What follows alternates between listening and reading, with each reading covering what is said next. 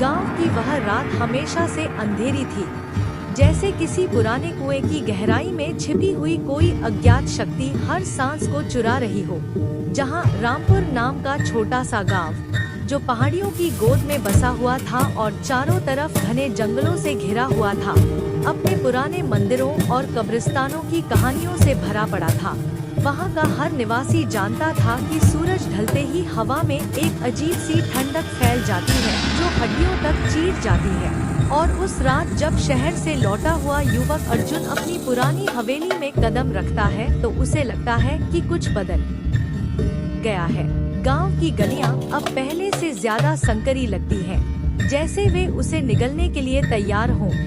उसके पिता की मौत के बाद वह यहाँ आया था बस कुछ दिनों के लिए संपत्ति बेचने, लेकिन जैसे ही उसने हवेली का पुराना दरवाजा खोला तो अंदर से एक ठंडी हवा का झोंका आया, जो उसके चेहरे पर किसी औरत की लंबी उंगलियों जैसा महसूस हुआ।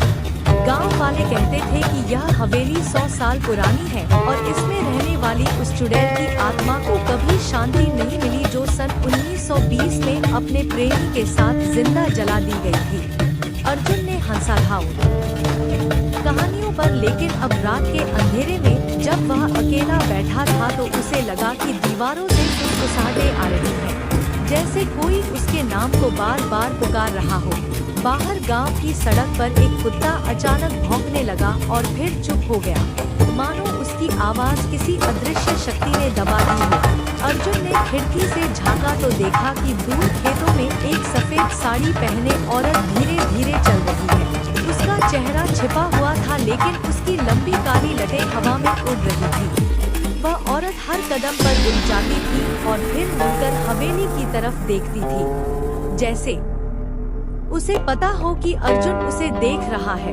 दिल की धड़कन तेज हो गई उसकी और वह पीछे हटा, लेकिन ठोकर खाकर गिर पड़ा। जब उठा तो कमरे में बत्ती जल रही थी, जबकि उसने खुद बुझाई थी। किताबों की अलमारी से एक पुरानी डायरी गिर गई, जिसके पन्ने पीले पड़ चुके थे। उसमें लिखा था कि गांव का यह मंदिर कभी किसी देवी का नहीं, बल्कि एक राक्षसी आत्मा का था, जिसे हर अमावस्या को बलि चढ़ाई जाती थी। और अब 100 साल बाद फिर से वह आत्मा जाग रही है, क्योंकि अर्जुन का खून उसी रक्त की धारा से जुड़ा है जो कभी उस चुड़ैल का था। बाहर हवा में पेड़ों की सरसराने लगी, जैसे वे किसी के पैरों तले कुचली जा रही हो। अर्जुन ने दरवाजा बंद किया, लेकिन ताला अपने आप खुल गया और अंदर घुस आई वह औरत, जो अब पास से दिख रही थी। उसका चेहरा सड़ा हुआ था, आधा एक आंख गड्ढे में धंसी हुई और दूसरे में आग सी जल रही थी। वह मुस्कुराई और उसके मुंह से खून की बूंदें टपकी।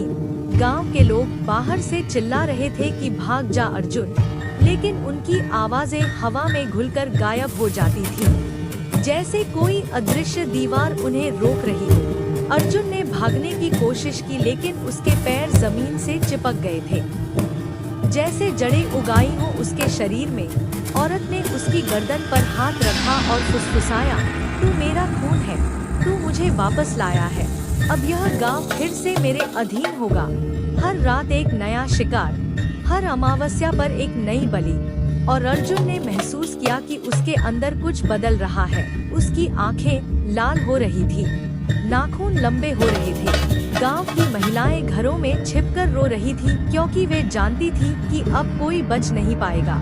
पुराना कुआं जो गांव के बीच में सूखा पड़ा था, अब उसमें से खून का पानी उबल रहा था और उस पानी से निकलकर छोटे छोटे साए गांव की गलियों में फैल रहे थे। बच्चे अचानक चीखकर मर जाते थे बिना किसी कारण के, उनके चेहरे पर वही मुस्कान जो उस औरत की थी। अर्जुन अब हवेली की छत पर खड़ा था और नीचे देख रहा था, जहां पूरा गांव आग की लपटों में जल रहा था। लेकिन आग नहीं थी, बल्कि लाल आंखों वाले साए थे जो हर घर में घुस रहे थे। उसकी माँ, जो सालों पहले मर चुकी थी, अब उसके बगल में खड़ी थी। उसका शरीर सड़ रहा था और कीड़े उसकी त्वचा से रेंग रहे थे। वह बोली, बेटा, तूने हमें जगा दिया, अब हम सब एक हैं। और अर्जुन ने महसूस किया कि उसका अपना शरीर अब उसका नहीं रहा, उसकी आत्मा किसी और के कब्जे में थी। गांव के बाहर से गुजरने वाले ट्रक वाले रुक जाते थे क्योंकि सड़क पर लाशें बिछी होती थी। लेकिन अगले दिन सब गायब। पुलिस आती और कहती यह सिर्फ अफवाह है, लेकिन रात को उनके जवान भी लापता हो जाते। रामपुर अब भूतपुर बन चुका था, जहां हर दीवार से कराहने की आवाजें आती थी। हर पेड़ पर लटकती हुई लाशें दिखती थी जो हवा में झूलती रहती थी। और अर्जुन, या जो कुछ अब अर्जुन बचा था, गांव के बीच में खड़ा मुस्कुराता था। उसके दांत तेज और नुकीले, आंखें काली गड्ढों जैसी। वह जानता था कि अब यह गांव कभी नहीं छूटेगा। हर नया आने वाला यात्री यहीं फंस जाएगा। हर बच्चा यहीं बड़ा होगा, लेकिन उसकी आत्मा चुरा ली जाएगी। औरत की आत्मा अब पूरी तरह जाग चुकी थी और वह गांव की हर आत्मा को अपने अंदर समो रही थी। रातें अब लंबी हो गई थी, दिन छोटे, सूरज भी डरकर जल्दी डूब जाता था। जंगल से आने वाली हवा में अब मांस की सड़ांध थी। कुएं से निकलने वाला पानी अब पीने लायक नहीं रहा। हर घर में एक काला साया रहने लगा था जो रात को उठकर लोगों के कान में फुसफुसाता, कल तेरा नंबर है, और लोग सुबह उठते ही पागल हो जाते या खुद को लटका लेते। अर्जुन की हवेली अब गांव का केंद्र बन गई थी, जहां हर अमावस्या को पूरा गांव इकट्ठा होता और नाचती वह चुड़ैल और उसके साथ सैकड़ों सारे। उनके पैर जमीन को छूते नहीं थे, उनकी आंखें आग की तरह जलती थी। और अर्जुन अब उनका राजा था, उसका खून ही तो उन्हें जगा रहा था। गांव के बाहर की दुनिया को पता भी नहीं था कि क्या हो रहा है, क्योंकि जो भी बाहर जाता वह वापस लौटता ही नहीं, या लौटता तो उसकी लाश।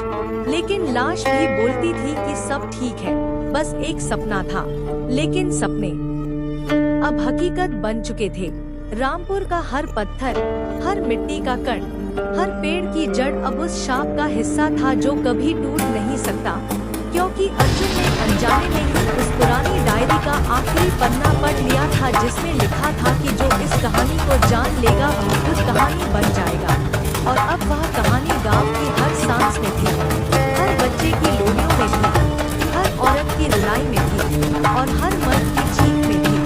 रात ढल चुकी थी, लेकिन अंधेरा कभी नहीं हटेगा, क्योंकि अब अंधेरा ही उनका देवता था, उनका भोजन था, उनकी आत्मा था। और अर्जुन हवेली की छत से नीचे देखता हुआ हंसा।